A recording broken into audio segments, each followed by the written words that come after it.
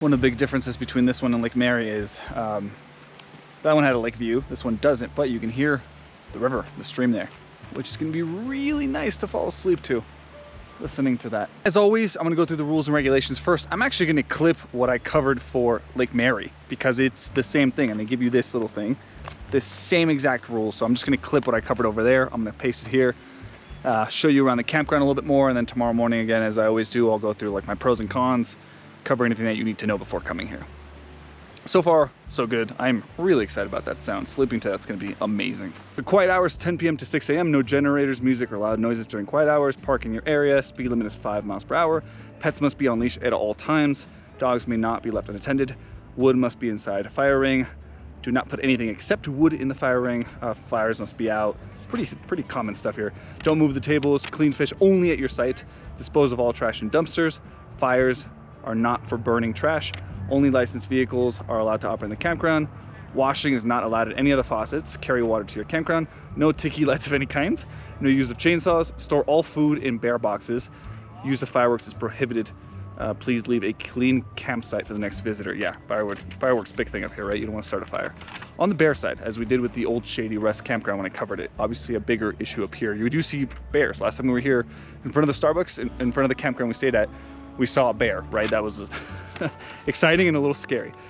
So bears can pass through at any time. Always use storage lockers for food and fragrant items. Deposit garbage in refuse containers or store as you would food. Clean potable barbecue grills and store them when not in use. Do not store food items outside between meals. Do not approach or confront the bear. Keep yourself and your pets at distance. Contact the camp host if you do see a bear.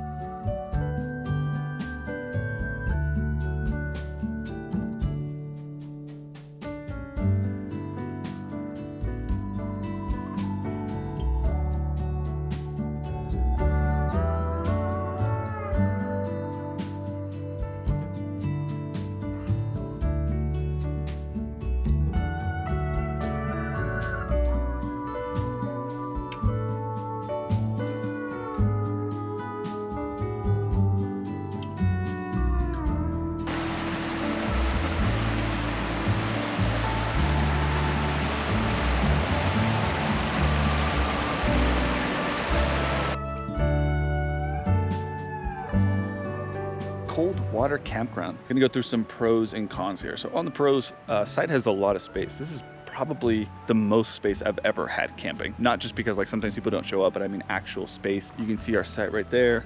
There's somebody, you can see folks, and we have another neighbor down below. We're like up ahead, and then there's other folks like down there. But this is pretty spacious. We're in site 25 here, and maybe it's one of the perks, because one of the recommendations I have is if you look on the outside of the loops, you'll be closer to the water, you'll hear that more. But being in like this, like I said, our neighbors are pretty far, which is really nice. Talked about the water sounds, it's fantastic, no lake view. Tall trees, like I'm next to one right now, so allows for some shade. And then there's water running in the bathroom. Make sure you bring your own soap. I always recommend that, but it is nice to have running water, toilets, and all that stuff. There's some really good hikes at the edge of this. I would encourage you to check those out. I'll link some of them here. At Lake Mary, for example, you have to drive if you want to do a nice hike, or you could do the loop around it. Most of it's paved. Here, it's like a very short walk, and then you have amazing trails at the end of the campground loop here. All right, cons. These aren't really cons, but the way the loop works is strange. There's like 70 plus sites here. It took us a little while to find ours. Probably should have seen a map before, but it's just loops, and the way it loops and the numbers go, it's kind of strange. So make sure you look that up before you come if you're curious about where your site is. The other thing is like no ranger ever came by, which is very different to Lake Mary. They were very active. They came by when we were leaving. The guy was already there with like a leaf blower cleaning up the spot for the next camper. This may be impacted by the fact that it was the 4th of July, today's July 5th, so maybe the host very well, right, we're like, I'm taking the night off, whatever it is, but I did find it a little bit strange that like nobody checked us in. And that's about it. Make sure you use the bear box.